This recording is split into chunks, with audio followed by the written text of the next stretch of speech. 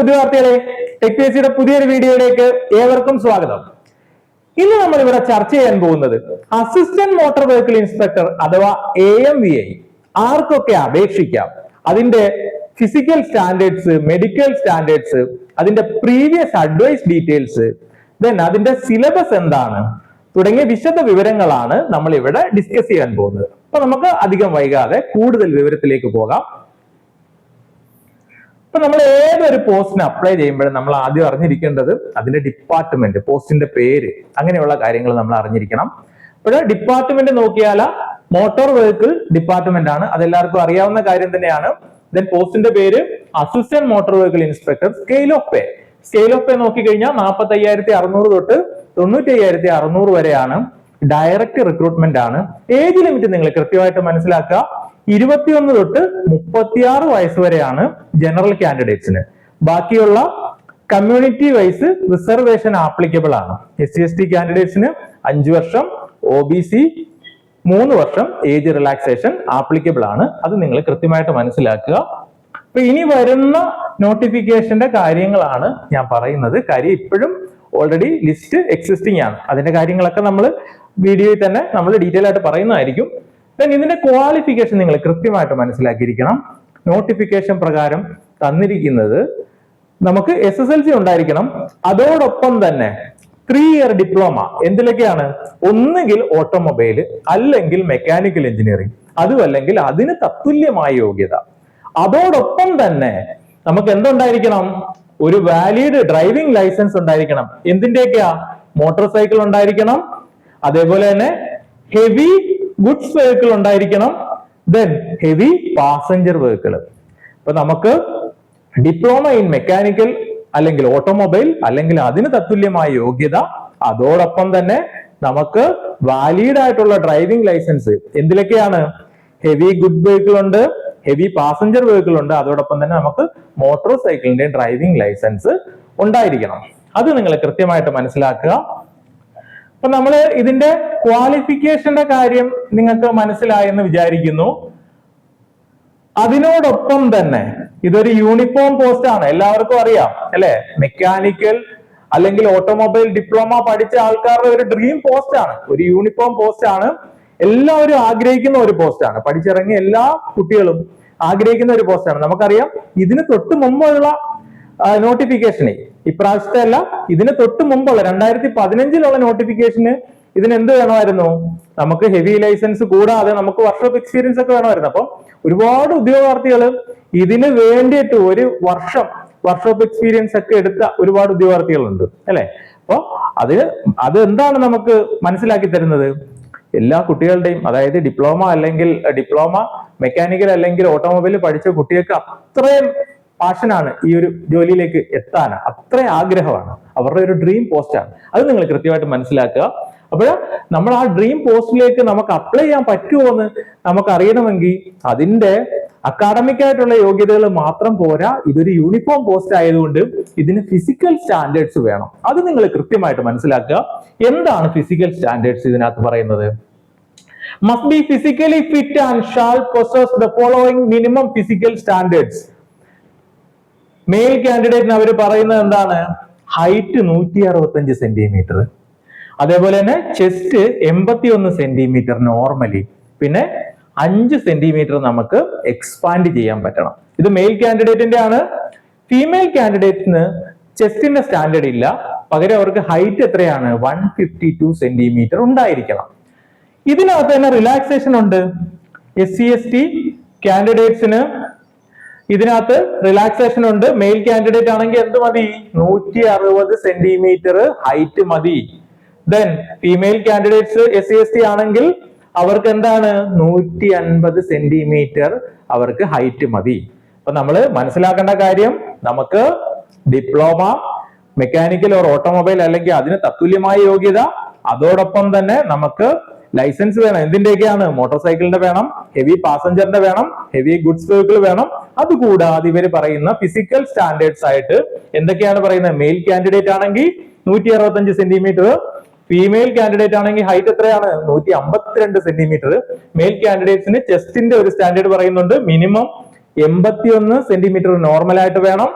അല്ല അത് കഴിഞ്ഞിട്ട് എക്സ്പാൻഡ് ചെയ്യുമ്പം മിനിമം 5 സെന്റിമീറ്റർ എക്സ്പാൻഷൻ ഉണ്ടായിരിക്കണം. അത് നിങ്ങൾ കൃത്യമായിട്ട് മനസ്സിലാക്കുക. പിന്നെ ഈ ഫിസിക്കൽ സ്റ്റാൻഡേർഡ്സിൽ നിന്ന് കുറച്ച് റിലാക്സേഷൻ നമുക്ക് എന്താണ് കാസ്റ്റ് വൈസ് റിലാക്സേഷൻ ഉണ്ട്.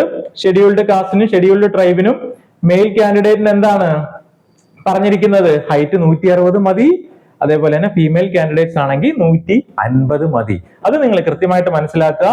അതേപോലെ തന്നെ വിഷൻ സ്റ്റാൻഡേർഡ്സ് യൂണിഫോം പോസ്റ്റ് ആണ്, അതുകൊണ്ട് തന്നെ വിഷൻ സ്റ്റാൻഡേർഡ്സ് പറയുന്നുണ്ട്. വിഷൻ സ്റ്റാൻഡേർഡ്സ് എന്താണ് പറയുന്നത്? വിഷൻ സ്റ്റാൻഡേർഡ്സ് പറയുന്നത് must possess the visual standards specified below without glass. Glass ഇല്ലാതെയുള്ള സ്റ്റാൻഡേർഡ്സ് ആണ് പറയുന്നത്, അല്ലേ? ഡിസ്റ്റൻസ് വിഷൻ റൈറ്റ് ഐക്ക് 6/6 സ്നെല്ലൻ വേണം. അതേപോലെ തന്നെ ലെഫ്റ്റ് ഐക്ക് 6/6 സ്നെല്ലൻ വേണം. ദെൻ നിയർ വിഷൻ റൈറ്റ് ഐക്ക് 0.5 സ്നെല്ലൻ വേണം, ലെഫ്റ്റ് ഐക്ക് 0.5 സ്നെല്ലൻ വേണം. അത് നിങ്ങൾ കൃത്യമായിട്ട് മനസ്സിലാക്കുക. നമ്മൾ കണ്ണട ഉപയോഗിക്കാതെയുള്ള സ്റ്റാൻഡേർഡ് ആണ് പറയുന്നത്. എന്താണ്? റൈറ്റ് ഐക്ക് 6/6 സ്നെല്ലനും, അല്ലെ, ദൂരക്കാഴ്ച. ദെൻ ലെഫ്റ്റ് ഐക്ക് 6/6 സ്നെല്ലനും വേണം. ദെൻ നമ്മള് നിയർ വിഷൻ നോക്കിയാലോ, റൈറ്റ് ഐക്കും ലെഫ്റ്റ് ഐക്കും 0.5 സ്നെല്ലനും വേണം. ഓക്കെ, അത് നിങ്ങൾ കൃത്യമായിട്ട് മനസ്സിലാക്കുക. ഇനി ഒരു കാര്യം നിങ്ങൾ ശ്രദ്ധിക്കുക, ഇത്രയും സ്റ്റാൻഡേർഡ്സ് ഒക്കെ ഉണ്ടെങ്കിലും കുറച്ച് കാര്യങ്ങളും കൂടെ പറയുന്നുണ്ട്. എന്താണ്?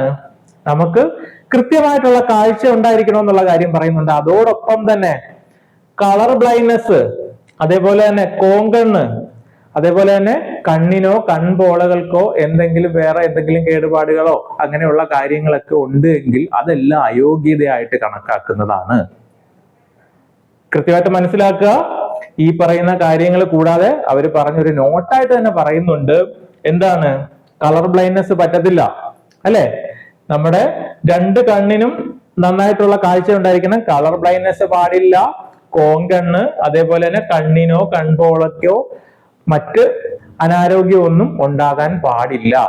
അത് കൃത്യമായിട്ട് നിങ്ങൾ മനസ്സിലാക്കുക. അപ്പൊ ഇത്രയും കാര്യങ്ങൾ ഉള്ള ആൾക്കാർക്ക് ഇത് അയക്കാൻ പറ്റത്തുള്ളൂ. അപ്പൊ യോഗ്യതയുള്ള ഒരുപാട് ആൾക്കാരുണ്ടാവും. പക്ഷെ ഈ പറയുന്ന ഫിസിക്കൽ സ്റ്റാൻഡേർഡ്സും അതേപോലെ തന്നെ ഐക്ക് പറഞ്ഞേക്കുന്ന സ്റ്റാൻഡേർഡ്സും എല്ലാവർക്കും ഉണ്ടാകണമെന്നില്ല. ഈ യോഗ്യത ഉള്ള എല്ലാവർക്കും ഉണ്ടാവണമെന്നില്ല. അപ്പൊ ഇങ്ങനെയുള്ളവർക്ക് മാത്രമേ ഇത് അപേക്ഷിക്കാൻ പറ്റത്തുള്ളൂ. അതുകൊണ്ട് എന്തായാലും എന്താണ്, ആപ്ലിക്കൻസിന്റെ എണ്ണം കുറവായിരിക്കും. അത് നിങ്ങൾ കൃത്യമായിട്ട് മനസ്സിലാക്കുക. ദെൻ ഞാൻ പറഞ്ഞു diploma in mechanical or automobile ആണെന്ന് പറഞ്ഞു.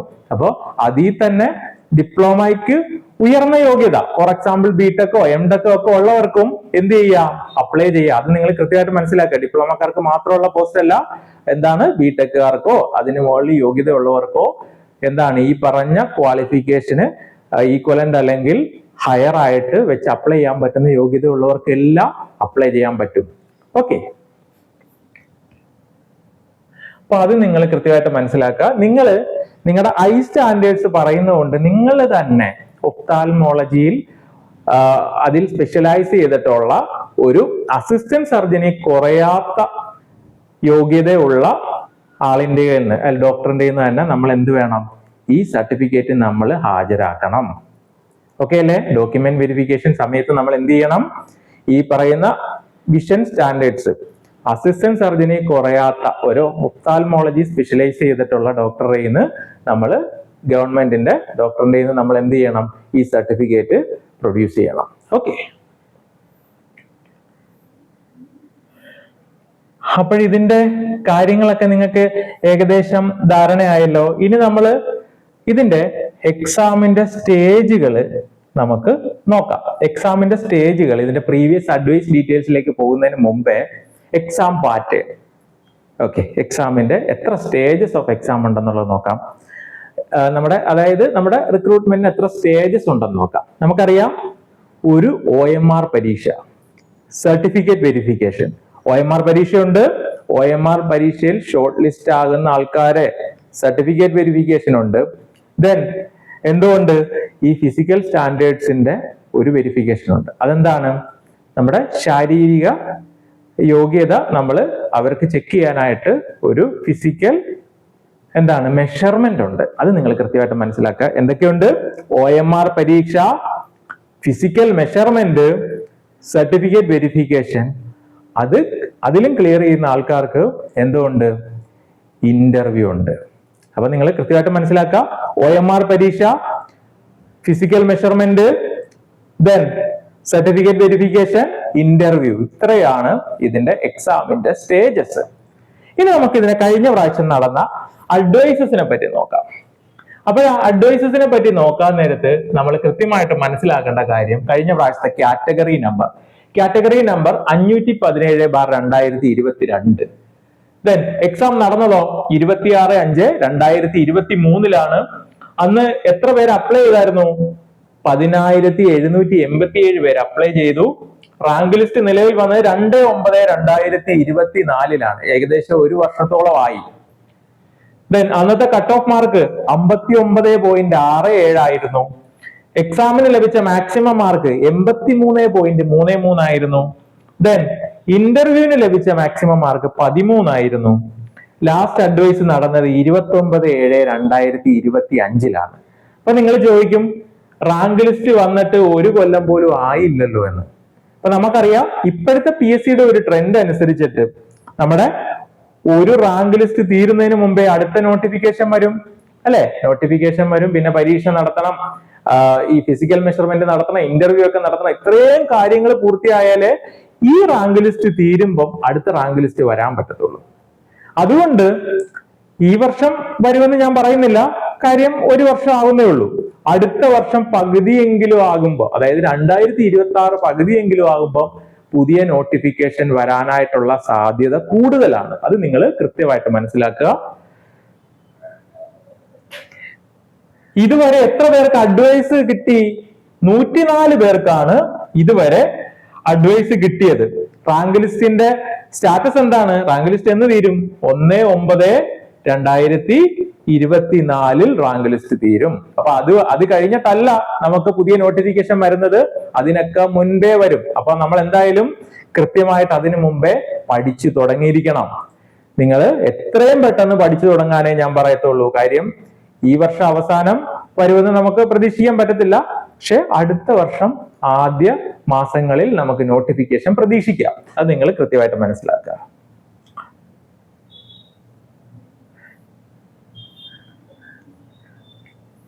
ദെൻ നമ്മൾ പരീക്ഷയ്ക്ക് തയ്യാറെടുക്കുമ്പോൾ നമ്മൾ കൃത്യമായിട്ട് മനസ്സിലാക്കിയിരിക്കേണ്ട കാര്യമാണ് അതിന്റെ സിലബസ്. സിലബസ് നമ്മൾ നോക്കിക്കഴിഞ്ഞാൽ, ഞാൻ ആദ്യം അതിന്റെ ഒരു ഓവർവ്യൂ പറയുകയാണെങ്കിൽ 40 മാർക്ക് മെക്കാനിക്കലിന്റെ ടോപ്പിക്ക്, 40 മാർക്ക് ഓട്ടോമൊബൈലിന്റെ topic, then 20 mark special topic. അങ്ങനെയാണ് ഇതിന്റെ സിലബസ് ഡിസ്ട്രിബ്യൂട്ട് ചെയ്തിരിക്കുന്നത്. അപ്പൊ മെക്കാനിക്കലിനകത്ത് യൂണിറ്റ് 1-ൽ fluid mechanics and hydraulic machines ആണ്. നമുക്കറിയാം ഫ്ലൂയിഡ് മെക്കാനിക്സും ഹൈഡ്രോളിക് മെഷീൻസും ഒക്കെ ഡിപ്ലോമ കരിക്കുലത്തിൽ നമ്മൾ പഠിക്കുന്നതാണ്. അതിനകത്ത് പറഞ്ഞിരിക്കുന്ന ആദ്യം properties of fluids, then pressure and it's measurement, അങ്ങനെയുള്ള കാര്യങ്ങളാണ്. വളരെ സിമ്പിൾ ആയിട്ടുള്ള ടോപ്പിക്കാണ്. ദെൻ അടുത്തത് ഓറിഫൈസ്, നോച്ചസ് ആൻഡ് വെഞ്ചുറിമീറ്റർ, നമുക്ക് ഫ്ലോ മെഷറിംഗ് ഇൻസ്ട്രുമെന്റ്സ് ആണ്, അതറിയാം. ദെൻ നമുക്ക് അടുത്തത് ലോസ് ഓഫ് ഹെഡ്, അങ്ങനെയൊക്കെയുള്ള കാര്യങ്ങളാണ് പറയുന്നത്. ദെൻ ഹൈഡ്രോളിക്, അടുത്ത അതിനുശേഷം ഹൈഡ്രോളിക് മെഷീൻസ്. അപ്പൊ fluid mechanics and hydraulic machines പഠിച്ചു കഴിഞ്ഞ സിമ്പിൾ ആയിട്ടുള്ള ടോപ്പിക്കാണ്. 10 മാർക്കാണ് അതിന് തന്നിരിക്കുന്നത്. ദെൻ അടുത്ത യൂണിറ്റ് പറഞ്ഞിരിക്കുന്നത് തെർമൽ എഞ്ചിനീയറിംഗ് ആണ്. അപ്പൊ തെർമൽ എഞ്ചിനീയറിംഗ് നമുക്ക് നോക്കിയാൽ ആദ്യം തെർമോഡൈനാമിക്സിന്റെ കുറച്ച് കാര്യങ്ങളാണ് പറയുന്നത്. പിന്നെ gas cycles, air standard cycles, അല്ലെ? അതായത് നമുക്ക് auto cycles, diesel cycle, dual cycle, അങ്ങനെയുള്ള കാര്യങ്ങളൊക്കെ നമ്മൾ ഇവിടെ നോക്കണം. ജൂൾ സൈക്കിൾ, അങ്ങനെയുള്ള കുറെ കാര്യങ്ങൾ നമ്മൾ നോക്കണം. ദെൻ അതിനുശേഷം നമ്മൾ എഞ്ചിന്റെ ഒരു ബേസ്, 2 സ്ട്രോക്കും 4 സ്ട്രോക്കും, അതേപോലെ തന്നെ പെട്രോൾ, ഡീസൽ, അങ്ങനെയുള്ള കാര്യങ്ങൾ നമ്മളൊരു ബേസ് മെക്കാനിക്കലിനകത്ത് പഠിക്കണം എഞ്ചിന്റെ. ദെൻ IC എഞ്ചിന്റെ പെർഫോമൻസും ടെസ്റ്റിങ്ങും പഠിക്കണം. IC എഞ്ചിന്റെ പെർഫോമൻസ് ടെസ്റ്റിങ്ങിനകത്ത് നമ്മൾ ഹീറ്റ് ബാലൻസ് ഷീറ്റ് വരെ നമ്മൾ പഠിക്കും. ദെൻ അതിനകത്ത് അടുത്തത് കംപ്രസർ. ഇത്രയും കാര്യങ്ങളാണ് തെർമൽ എഞ്ചിനീയറിംഗ് പഠിക്കാനുള്ളത്. തെർമൽ എഞ്ചിനീയറിംഗ് ഒരു കാര്യം കൂടെ ഉണ്ട്, ഹീറ്റ് ട്രാൻസ്ഫർ. ഹീറ്റ് ട്രാൻസ്ഫറിന്റെ വളരെ ബേസിക് ആയിട്ടുള്ള കാര്യങ്ങൾ മാത്രമേ ഉള്ളൂ. ഡിപ്ലോമ ലെവലിൽ പഠിക്കുന്ന കാര്യങ്ങൾ മാത്രമേ ഹീറ്റ് ട്രാൻസ്ഫറിലുള്ളൂ. അല്ലാതെ ബിടെക് ലെവലിൽ പഠിക്കുന്ന അത്രയും ഡീപ്പായിട്ടില്ല. വളരെ ചെറിയ, അതായത് മോഡ് ഓഫ് ഹീറ്റ് എന്താണ് heat transfer, mode of heat ട്രാൻസ്ഫറിനകത്ത് കണ്ടക്ഷൻ, കൺവെക്ഷൻ, റേഡിയേഷൻ അങ്ങനെയുള്ള വളരെ ബേസിക് ആയിട്ടുള്ള കാര്യങ്ങൾ മാത്രം, അതിനെ ഗവേൺ ചെയ്യുന്ന ലോസും അങ്ങനെയുള്ള വളരെ ബേസിക് ആയിട്ടുള്ള കാര്യങ്ങൾ മാത്രമേ ഉള്ളൂ. ദെൻ അടുത്തത് 10 mark strength of materials. Strength of മെറ്റീരിയൽസിന് 10 മാർക്കിനകത്ത് ആദ്യം type of stress and strains, then അതിനകത്ത് പിന്നെ അടുത്ത് വരുന്ന ഫ്രിക്ഷൻ ആണ്, ഫ്രിക്ഷൻ, ടൈപ്സ് ഓഫ് ഫ്രിക്ഷൻ, അത് അപ്ലൈഡ് മെക്കാനിക്സുമായിട്ട് ബന്ധപ്പെട്ട കാര്യങ്ങളാണ്. Then rivet and bolted joints, welded joints അല്ലെ, സ്പ്രിങ്സ്, അങ്ങനെയൊക്കെയുള്ള കാര്യങ്ങളാണ് പഠിക്കാനുള്ളത്. അതും വളരെ സിമ്പിൾ ആയിട്ടുള്ള ടോപ്പിക്കാണ്, 10 മാർക്കാണ്. ഇനി യൂണിറ്റ് 4-നകത്ത് machine elements, materials and boilers 10 മാർക്കാണ്. അപ്പൊ അതിനകത്ത് ബെയറിങ്സ് പഠിക്കാനുണ്ട്, ഇനി ഗവർണർ, ഫ്ലൈവീൽ, ഗിയേഴ്സ്, ബോയിലർ, പിന്നെ എഞ്ചിനീയറിംഗ് മെറ്റീരിയൽസ്, അങ്ങനെയുള്ള കാര്യങ്ങളൊക്കെ പഠിക്കാനുണ്ട്. ദെൻ അടുത്ത 40 മാർക്ക് ഓട്ടോമൊബൈലിനാണ്. അപ്പൊ 40 മാർക്ക് മെക്കാനിക്കലിനകത്ത് എന്തൊക്കെ പഠിക്കണം എന്നുള്ള കാര്യങ്ങൾ നിങ്ങൾക്ക് കൃത്യമായിട്ട് മനസ്സിലായി. ഓട്ടോമൊബൈൽ, അപ്പൊ ഓട്ടോമൊബൈലിൽ നോക്കിക്കഴിഞ്ഞാൽ ആദ്യത്തെ 10 mark constructional details of IC എഞ്ചിനാണ്. അതിനകത്ത് എഞ്ചിന്റെ കാര്യങ്ങൾ പഠിക്കാനുണ്ട്, എഞ്ചിന്റെ പ്രധാനപ്പെട്ട കമ്പോണൻസ് അങ്ങനെയുള്ള കാര്യങ്ങൾ പഠിക്കാനുണ്ട്. പിന്നെ ഫ്യുവൽ സിസ്റ്റം പഠിക്കാനുണ്ട് അല്ലെ, ഫ്യുവൽ സിസ്റ്റം, ലൂബ്രിക്കേഷൻ സിസ്റ്റം അല്ലെ, അങ്ങനെയുള്ള കാര്യങ്ങളെല്ലാം പഠിക്കാനുണ്ട്. അപ്പൊ നമ്മൾ മനസ്സിലായല്ലോ എന്തൊക്കെയാണ് കൺസ്ട്രക്ഷണൽ ഡീറ്റെയിൽസിനകത്ത് പഠിക്കാനുള്ളതെന്ന്. ദെൻ അടുത്തത് ഷാസിയാണ്. ഷാസിക്ക് 10 മാർക്കാണ്. ഓക്കെ, അപ്പൊ 10 മാർക്കിനകത്ത് ഷാസി ആൻഡ് ഫ്രെയിം അത് പഠിക്കാനുണ്ട്, സസ്പെൻഷൻ സിസ്റ്റം പഠിക്കാനുണ്ട്, ദെൻ ബ്രേക്ക് സിസ്റ്റം പഠിക്കാനുണ്ട് അല്ലെ. അപ്പൊ അത്രയും കാര്യങ്ങളാണ് അതിനകത്ത് പഠിക്കാനുള്ളത്. ദെൻ അടുത്തത് transmission system and electrical system, അതിനും 10 മാർക്ക്. അപ്പൊ അതിനകത്ത് ട്രാൻസ്മിഷൻ സിസ്റ്റം പഠിക്കാനുണ്ട്, അതിനകത്ത് ക്ലച്ച്, ഗിയർ ബോക്സ് അങ്ങനെയുള്ള കാര്യങ്ങളൊക്കെ പഠിക്കാനുണ്ട്. പിന്നെ ട്രാൻസ്മിഷൻ സിസ്റ്റത്തിൽ വരുന്ന നമുക്കറിയാം പ്രൊപ്പല്ലർ ഷാഫ്റ്റ് അങ്ങനെയുള്ള കാര്യങ്ങൾ പഠിക്കാനുണ്ട്. പിന്നെ വീൽസും ടയറും ഒക്കെ പഠിക്കാനുണ്ട്. അത് കൂടാതെ ഇവർ പറയുന്ന ഇലക്ട്രിക്കൽ സിസ്റ്റവും കൂടെ ആ ഒരു മൊഡ്യൂളിനകത്താണ് അവർ വെച്ചിരിക്കുന്നത്. അപ്പൊ അതിനകത്ത് ഇലക്ട്രിക്കൽ സിസ്റ്റത്തിന്റെ ബേസ് ഉണ്ട്, ഓൾട്ടർനേറ്റർ അങ്ങനെയുള്ള കാര്യങ്ങളൊക്കെ ഉണ്ട്. Then charging system, then starter, switch അങ്ങനെയുള്ള കാര്യങ്ങളൊക്കെ പറയുന്നുണ്ട്. ദെൻ ഇഗ്നീഷ്യൻ സിസ്റ്റം, ഇലക്ട്രിക്കലിലെ പ്രധാനപ്പെട്ട കാര്യമാണ് ഇഗ്നീഷ്യൻ സിസ്റ്റം, അങ്ങനെയുള്ള കാര്യങ്ങൾ പറയുന്നുണ്ട്. ഇഗ്നീഷ്യൻ സിസ്റ്റത്തിൽ തന്നെ battery coil, magneto ignition system, then electronic ignition system, അങ്ങനെയുള്ള ഒരുപാട് കാര്യങ്ങൾ പറയുന്നുണ്ട്. ദെൻ അടുത്തത് ട്രാൻസ്പോർട്ടേഷൻ മാനേജ്മെന്റ് ആണ്. 10 മാർക്കാണ് ട്രാൻസ്പോർട്ടേഷൻ മാനേജ്മെന്റിന്. അതിന്റെ കൂടെ തന്നെ ട്രാൻസ്പോർട്ടേഷൻ മാനേജ്മെന്റിൽ തന്നെ ഫ്യൂവൽ ഇഞ്ചക്ഷൻ, അതിനകത്ത് ഫ്യൂവൽ ഇഞ്ചക്ഷൻ ഉണ്ട്, ഓട്ടോമൊബൈൽ പൊല്യൂഷനെ പറ്റിയുള്ള കാര്യങ്ങൾ പഠിക്കാനുണ്ട്, diesel fuel system, diesel fuel injection ആണ് പറയുന്നത്, അങ്ങനെയുള്ള കാര്യങ്ങളൊക്കെ പറയാനുണ്ട്. പിന്നെ പുതുതായിട്ടുള്ള vehicle accessories and cruise control പറയുന്നുണ്ട്. ദെൻ ഹൈബ്രിഡ് വെഹിക്കിളിനെ പറ്റി ഉള്ള കാര്യങ്ങൾ, അതെല്ലാം വളരെ കുറച്ചേ പഠിക്കാനുള്ളൂ. അങ്ങനെയുള്ള കാര്യങ്ങളെല്ലാം അതിനകത്തുണ്ട്. ഇനി നമുക്ക് സ്പെഷ്യൽ ആയിട്ട് ഇതിനകത്ത് പറയാനുള്ളത് topic based on driving licence, 10 മാർക്കാണ്. അതിനകത്ത് ആദ്യത്തേത് മോട്ടോർ വെഹിക്കിൾ റെഗുലേഷൻ 2017, 5 മാർക്കാണ്. ദെൻ അടുത്തത് എന്താണ്, chapter 2 of the motor vehicle act 1988, അതിന് 5 മാർക്കാണ്. ജോബ് റിലേറ്റഡ് ടോപ്പിക്ക് 10 മാർക്കാണ്. 10 മാർക്കിനകത്ത് 7 മാർക്ക് എന്തിനാണ്, മോട്ടോർ വെഹിക്കിൾ ആക്ട് 1988-നാണ് 7 മാർക്ക്. അപ്പൊ അതിനകത്ത് ഏതൊക്കെ ചാപ്റ്റർ പഠിക്കണം, chapter 1, then chapter 4, chapter 5, chapter 6 പഠിക്കാനുണ്ട് അല്ലെ, chapter 7, then chapter 8, chapter 11, chapter 13,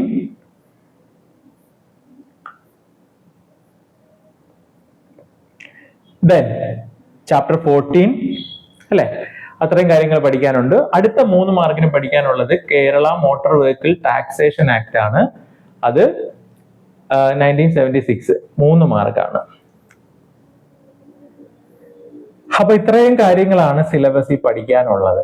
അപ്പൊ നമ്മൾ മനസ്സിലാക്കേണ്ട കാര്യം, സിലബസിൽ പഠിക്കാനുള്ള ഇത്രയും കാര്യങ്ങളാണ്.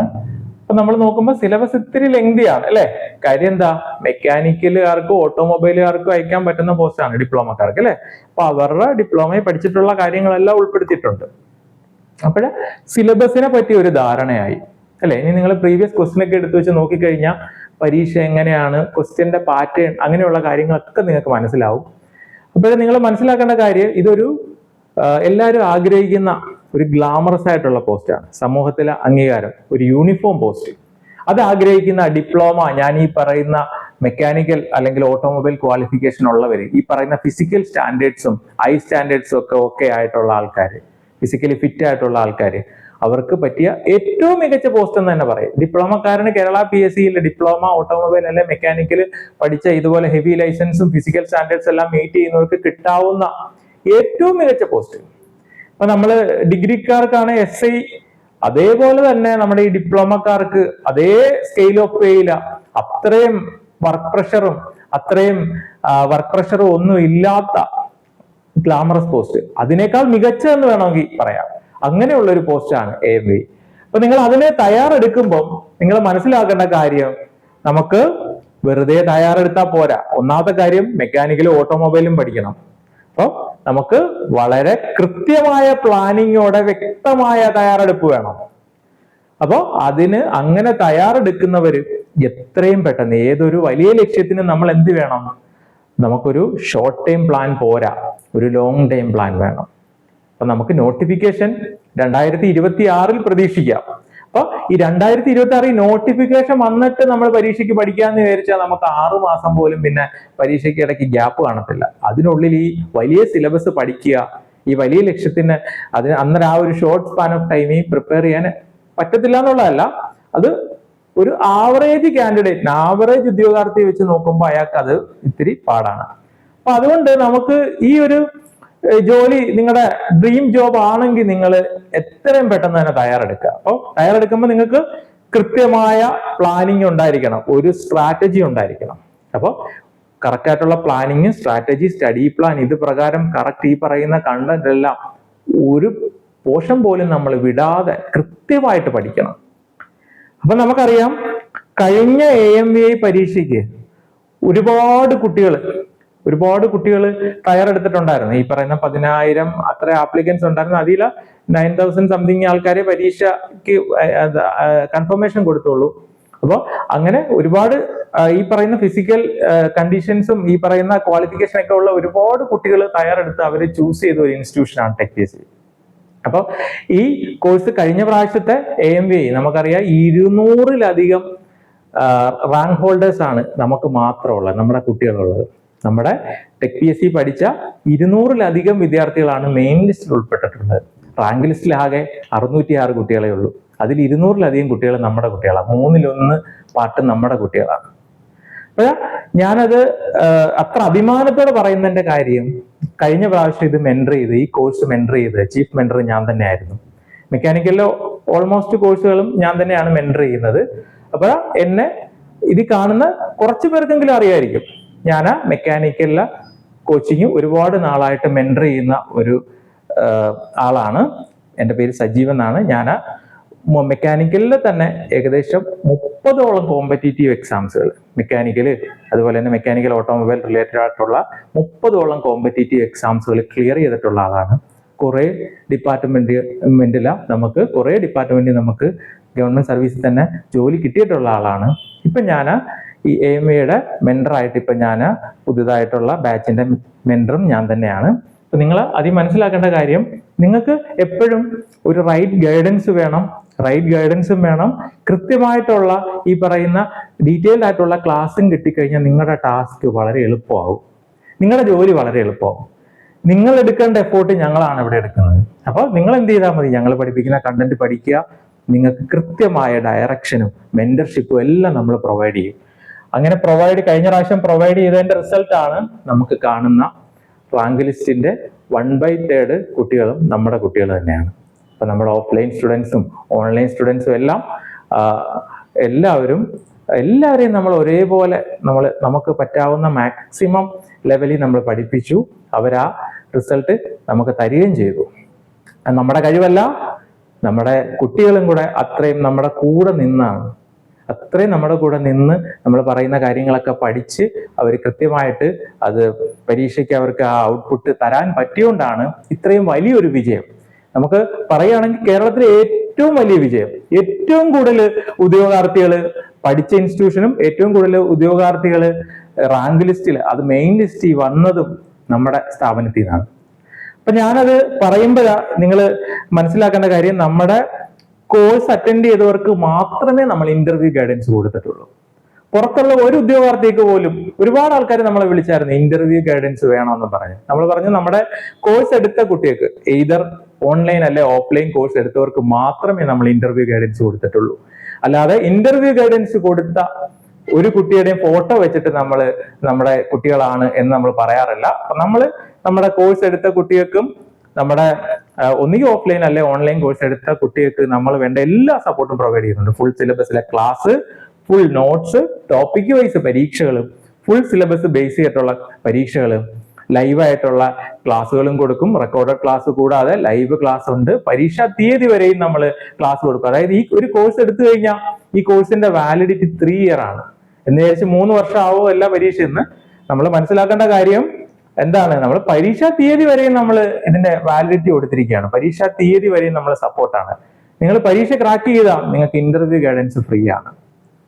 അപ്പോഴാ എൻ്റെ ഒരു എക്സ്പീരിയൻസ്, നമ്മൾ കഷ്ടപ്പെട്ട് പഠിച്ച് ഒരുപാട് പരീക്ഷകൾ ക്ലിയർ ചെയ്തു, ജോലി കിട്ടി. അപ്പൊ ആ ഒരു എക്സ്പീരിയൻസ് നിങ്ങൾ അത്രയും കഷ്ടപ്പെടേണ്ട, ആ ഒരു എക്സ്പീരിയൻസ് ഉള്ള ഞാൻ മെന്റർ ചെയ്യുന്നതുകൊണ്ട് നിങ്ങൾ അത്രയും കഷ്ടപ്പെടേണ്ട യാതൊരു കാര്യവുമില്ല. നിങ്ങൾ നമ്മൾ പഠിപ്പിക്കുന്ന കാര്യങ്ങൾ പഠിക്കുക, നമ്മൾ പഠിപ്പിക്കുന്ന കണ്ടന്റ് മാത്രം പഠിക്കുക. ഈ പറയുന്ന മെറ്റീരിയലിന്റെ പുറകിലൊന്നും ഓടണ്ട, എന്ത് പഠിക്കണം അങ്ങനെയുള്ള ചിന്തകളൊന്നും വേണ്ട. നമ്മൾ പഠിപ്പിക്കുന്ന കണ്ടന്റ് മാത്രം പഠിക്കുക. നമ്മൾ ചെയ്യിക്കുന്ന ക്വസ്റ്റ്യൻസ് നമ്മുടെ പരീക്ഷയിൽ കൃത്യമായിട്ട് എഴുതുക, നമ്മൾ കൃത്യമായിട്ട് ഫോളോ ചെയ്യുക. നിങ്ങൾ ഇന്ന് സ്റ്റാർട്ട് ചെയ്യുവാണെങ്കിൽ നിങ്ങൾ പരീക്ഷ തീയതി വരെയും നമ്മുടെ കോഴ്സിന്റെ വാലിഡിറ്റി ഉണ്ടായിരിക്കും. അപ്പൊ നമ്മുടെ പരീക്ഷ തീയതി വരെയും കോഴ്സ് ഉണ്ട്, എല്ലാ സപ്പോർട്ടും ഉണ്ട്. Full syllabus class, full notes, topic wise പരീക്ഷകൾ, ഫുൾ സിലബസ് ബേസ് ചെയ്തിട്ടുള്ള പരീക്ഷകൾ, ഡൗട്ട് ക്ലിയറൻസ്, മെന്റർഷിപ്പ് എല്ലാം അവൈലബിൾ ആണ്. അപ്പോൾ നിങ്ങൾക്ക് ഇപ്പൊ തന്നെ ജോയിൻ ചെയ്യാം. ഏർലി ബേർഡ് ഓഫർ ഉണ്ട്, 7,000 ആണ്. അത് കൂടാതെ നമ്മുടെ സ്വാതന്ത്ര്യ ദിനം പ്രമാണിച്ച് ഒരു 20% ഓഫും കൂടെ ഉണ്ട്. അപ്പൊ ഈ 7,000 രൂപയിൽ നിങ്ങൾക്ക് ഒരു 20% ഓഫും കൂടെ കിട്ടും. അതായത് അത് 14-15 വരെ ഉള്ളൂ. അതായത് ഇന്നും നാളെയേ ഉള്ളൂ ഈ ഓഫർ. അപ്പൊ എത്രയും പെട്ടെന്ന് നിങ്ങൾ നിങ്ങളുടെ ഈ ഒരു സ്വപ്ന ജോലിയിലേക്ക് എത്രയും പെട്ടെന്ന് നിങ്ങൾ അതിനുവേണ്ടിയുള്ള തയ്യാറെടുപ്പ് തുടങ്ങുക. നിങ്ങളുടെ സ്വപ്ന ജോലിയിലേക്കുള്ള തയ്യാറെടുപ്പ് വളരെ എളുപ്പമാക്കാൻ നമ്മൾ നിങ്ങളെ സഹായിക്കാം. അപ്പോൾ നമ്മുടെ കോഴ്സ് ആവശ്യമുള്ളവർക്ക് എത്രയും പെട്ടെന്ന് ജോയിൻ ചെയ്യാം. ഓക്കെ, അപ്പോൾ ഈ എക്സാമിന് പ്രിപ്പയർ ചെയ്യുന്ന എല്ലാവർക്കും ടെക് PSCയുടെ വിജയാശംസകൾ, ഒപ്പം സ്വാതന്ത്ര്യദിന ആശംസകൾ. അപ്പോൾ നമ്മൾ എത്രയും പെട്ടെന്ന് ഇതിനെ തയ്യാറെടുത്ത് തുടങ്ങുക. ഇതൊരു നിസ്സാര പോസ്റ്റ് അല്ല. അപ്പോൾ അതിന്റെ ഗൗരവം മനസ്സിലാക്കി എത്രയും പെട്ടെന്ന് തയ്യാറെടുക്കുക. ടെക് PSCയോടൊപ്പം എൻ്റെയും വിജയാശംസകൾ. Thank you.